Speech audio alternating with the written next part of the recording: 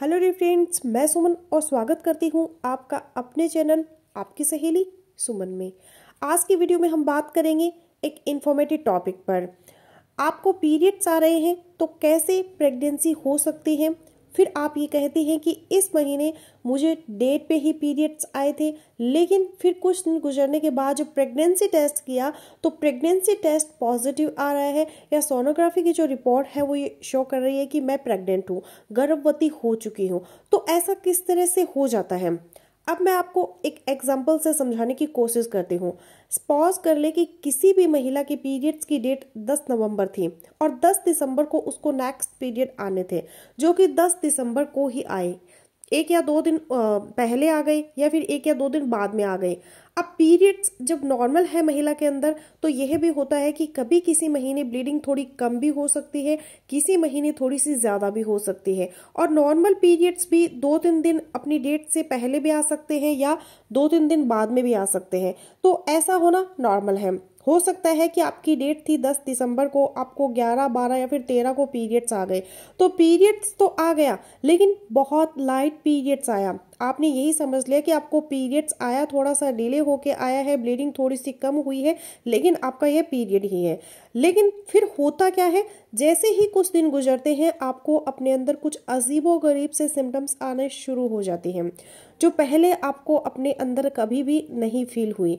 ये एक्चुअली गर्भ ठहरने की सिम्टम्स होती हैं। आप थोड़ा सा काम करते हैं, आपको थकावट का एहसास होने लगता है, दिल घबराने लगता है, बीपी लो रहता है, चक्कर आने लगते हैं, मुंह का टेस्ट आपका चेंज हो जाता है, मॉर्निंग सिकनेस, उल्टी मतली जैसे आपको शिकायत होती है, पेट में आपको प्रॉब्लम होता है, कभी कभी थोड़ी थोड़ी क्रैम्पिंग सी होती है, या आपको ब्लोटिंग जैसी, गैस जैसी शिकायत महसूस होने लगती है। तो आपके दिमाग में प्रेगनेंसी तो नहीं होती, लेकिन आप इन्हीं कारणों को मद्देनजर रखते हुए अपने डॉक्टर के पास जाती हैं डॉक्टर को चेक करवाने। तो डॉक्टर जब आपको चेक करते हैं तो आपका प्रेगनेंसी टेस्ट पॉजिटिव आ जाता है, या जब आपके पेट का अल्ट्रासाउंड करते हैं तो पता चल जाता है कि आप तो प्रेग्नेंट है, आपको प्रेगनेंसी कंसीव हुई हुई है।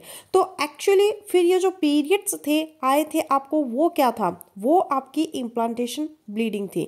वह आपके पीरियड्स की ब्लीडिंग नहीं थी, बल्कि प्रेगनेंसी ठहरने की ब्लीडिंग थी, जिसको हम इम्प्लांटेशन ब्लीडिंग कहते हैं। और ये इम्प्लांटेशन ब्लीडिंग गर्भ ठहरने की ब्लीडिंग होती है, तकरीबन उसी टाइम पे होती है जब आपके पीरियड्स आने का टाइम होता है, उससे 1 या 2 दिन पहले या उससे 1 या 2 दिन बाद हो सकते हैं। उस वक्त होती है जब आपका जो बच्चा है, एम्ब्रियो है, आपकी यूट्रस बच्चेदानी की दीवार के साथ जुड़ता है, चिपकता है, कुछ सेल्स वहां पर डैमेज होते हैं, तो उस वक्त आपको यह ब्लीडिंग इम्प्लांटेशन की होती है। अब यहाँ पे थोड़ा सा फर्क अगर आप करें इम्प्लांटेशन की ब्लीडिंग को नॉर्मल पीरियड्स की ब्लीडिंग से, डिफरेंट शेड आप कैसे करेंगे।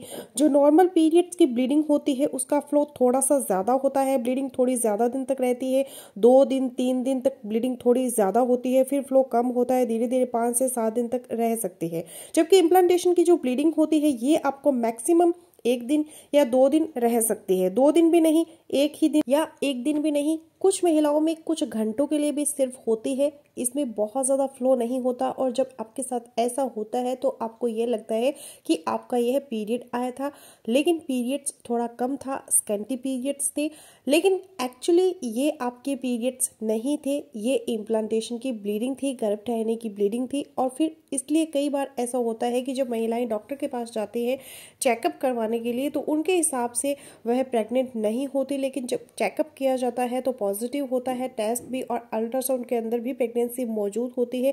या फिर ऐसा भी होता है कि कभी कभी आपके हिसाब से तो 4 हफ्ते का गर्भ होता है, लेकिन डॉक्टर जब आपको चेक करते हैं तो बताते हैं कि आप तो 8 हफ्ते की प्रेग्नेंट है, 8 वीक्स हो गए हैं आपकी प्रेगनेंसी को। उसकी वजह भी ये होती है कि जो पिछला 1 महीना गुजरा था, जिस महीने में आपको इम्प्लांटेशन ब्लीडिंग हुई थी, तो उस वक्त आपकी प्रेगनेंसी को 1 महीना हो गया था, लेकिन आपने उसको पीरियड समझा, तो उस महीने को आप अपनी प्रेगनेंसी के अंदर काउंट ही नहीं करती।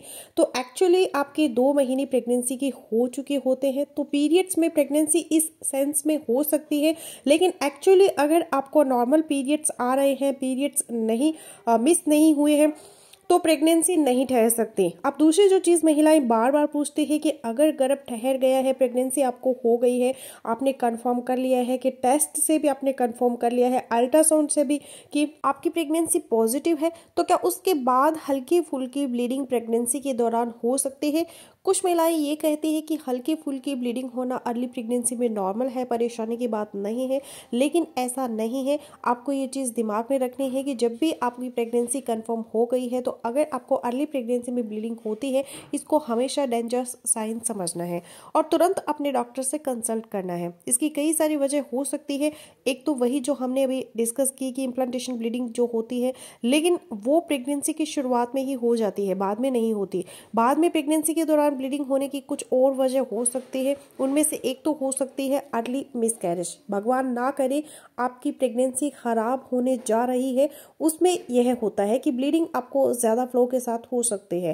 क्लॉट्स आ सकते हैं, आपकी कमर में तेज दर्द हो सकता है, टांगों में आ सकता है दर्द, पेट के निचले हिस्से में क्रैम्प्स हो सकते हैं। ऐसी कंडीशन में अपने डॉक्टर से कंसल्ट करना ज़रूरी होता है। और दूसरे जो इंपॉर्टेंट रीजंस हो सकती है वह है एक्टोपिक प्रेगनेंसी। एक्टोपिक प्रेगनेंसी का मतलब यह है कि प्रेगनेंसी सही जगह पर नहीं ठहरी। सही जगह कौन सी होती है? बच्चेदानी यूट्रस, वहां पे गर्भ आपका नहीं जुड़ा बल्कि आपकी फैलोपियन यूट्रस से बाहर किसी और जगह पर गर्भ ठहर गया है। इसको हम एक्टोपिक प्रेगनेंसी कहते हैं।